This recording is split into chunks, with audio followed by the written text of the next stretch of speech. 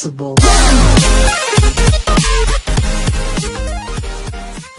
Olá, seguidores. Hoje vamos esclarecer uma outra dúvida que nos perguntaram como um colaborador deve proceder quando ele é recém-contratado de um emprego e recebe uma proposta mais interessante de outra empresa.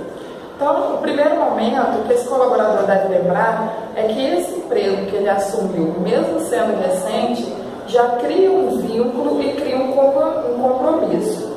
Então, ele deve, lógico, ponderar, pensar se essa nova oportunidade que lhe foi oferecida realmente é mais vantajosa do que a atual, do que onde ele está, mas desde que o fato de participar de um novo processo seletivo não venha de encontro com os horários, com a produtividade, com o foco dele no emprego que ele já está.